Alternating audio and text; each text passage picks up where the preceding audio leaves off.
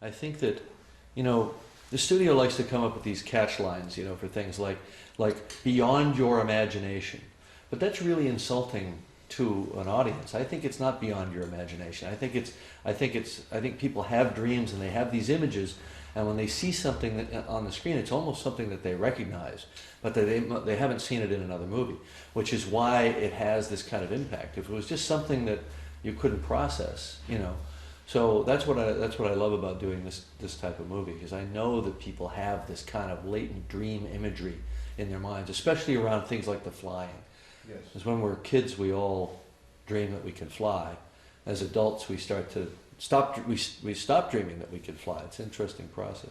No, I agree with you. It almost seems like it reawakens memories you never had. Yeah, exactly. Um, this is a very big movie, and people don't know quite what to expect from it right now. It's not based on a book. It's not based on a comic book. Why should people go see Avatar? What makes it special? I think Avatar will be a journey. You'll pay the same money for a ticket that you'll pay to see some small romantic comedy or something. It'll be a journey that's not like something you've seen in a cinema for quite some time. For me, there were milestones for me in cinema, whether it was the Ray Harryhausen films when I was very young, or 2001, or Planet of the Apes, or later Star Wars, Close Encounters. There were moments of great imagination on screen that just took me right out of my daily life and just took me somewhere.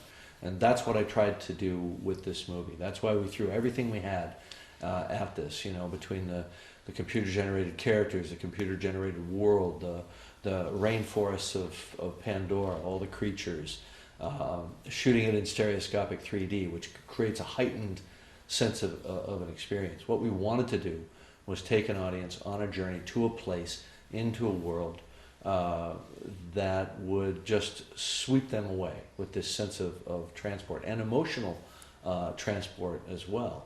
This is a very powerful emotional story. I think even to our surprise, when we finished the film, we thought, wow, people are crying. You know, I mean, we expected that when we made Titanic. We didn't expect it when we made Avatar.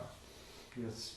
Talking about 3D, I mean, everybody's been waiting for that, for your movie, especially because of the 3D, because everybody's saying, well, this is the movie that's going to make or break 3D. Why do you think 3D is one of the tools for the future of filmmaking? I like the way you put that, because people have been using terminology like revolutionizing cinema. I don't think 3D is going to revolutionize cinema. I think 3D is an opportunity for us to up our game a little bit, to just do it better. In the same way that we brought in, you know, I didn't do it, but before my time, widescreen cinema. Before that, color, but color was really profoundly revolutionary. But widescreen cinema, digital sound, things like this that improve the experience, that heighten the experience. It doesn't change storytelling, it doesn't change directing, it doesn't change how the actors are going to work. It doesn't profoundly change the structure and the form of cinema. But I think it does add a certain something extra to the experience of a movie in real time. And I actually got to watch Avatar for the first time from end to end in 3D about 4 or 5 days ago. And I'd been sort of saving back so that I could have a kind of a fresh reaction.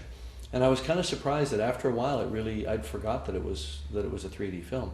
I know that the 3D was working subconsciously on me the entire time, but I wasn't consciously aware of it being a 3D film after the first 10 minutes or so. So I guess you might say good 3D is like good film music. You don't, because good film music you don't hear. You know, as soon as you hear the music, you know there's something wrong. That's exactly right. Well, you know, in Psycho, when it goes, you know, you remember a specific musical moment, and it's okay to have a 3D moment that you remember. But for the most part, exactly like the score, it should be working on your consciousness at a low level. You know, and I actually used that metaphor the other day, because when I go see a movie, I rarely remember the music, but I know that it was there and that it was functioning properly, and that's what the 3D should be like. So I think what people might be looking to Avatar for is to find the balance in 3D, find its proper place in cinema. which is of course what we tried to do. Yeah. All through production, you were very open about the process. You were giving interviews about how 3D was involving. You had Avatar Day. Why did you decide to go that route? Because usually on big budget movies, everything's closed. Yeah. We decided to have a kind of an open source approach, especially with the filmmaking community, because I knew that other directors, other filmmakers were interested in what we were doing and how we were doing it. And so we brought them in and we included them in the process and we briefed them on how we were doing it, so that they could, use the tools and move forward. And people are already making films using the process that we developed for Avatar, like Peter Jackson and Steven Spielberg with the Tintin movies. And others are using our stereoscopic camera system. So we just felt that we're going to be out here pioneering this stuff.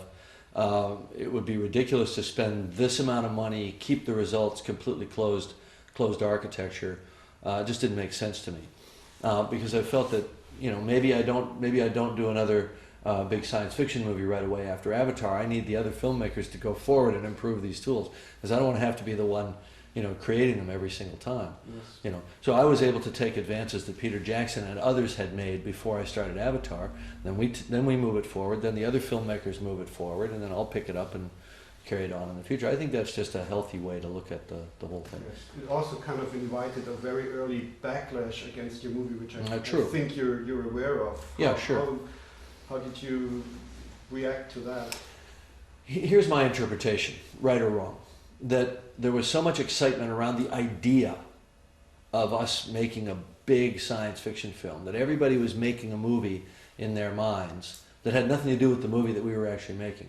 So Avatar Day was a necessary way for the fan audience to kind of recalibrate to the movie that we were really making and say, all right, guys, whatever you wanted this to be, it's not that, it's this, And so obviously some people responded favorably, some people responded negatively. Of course, only the negatives get picked up by the media. Proportionately speaking, when people saw the footage in a theater, which 100,000 people went to see 15 minutes of a movie that wasn't going to be released for 5 months, that's pretty extraordinary. It's a good measure of the level of interest around the film. The exit reactions were very, very good, very positive, having seen the actual material. The response to the teaser trailer online was not as good. And so it really proved in a way that having done Avatar Day was an important thing. Because every movie gets a teaser trailer put online. And that's all we would have had. So we would have had only a negative story had we not done that. So I'm actually quite glad that we did. But I'm also glad that all the kind of the negative ideas, they get discussed before the fact. And now people have to just deal with the movie. How's your reaction to the to the rumor of the $500 million budget?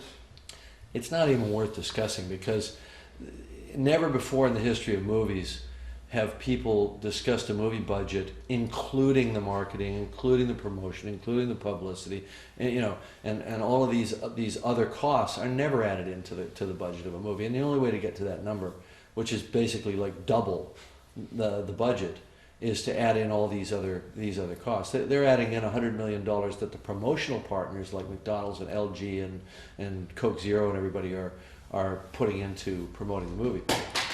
So this is absurd. This is no film budget has ever been reported that way before. You could get to that number with Titanic. Yeah. Playing the same math. So that's just dirty pool.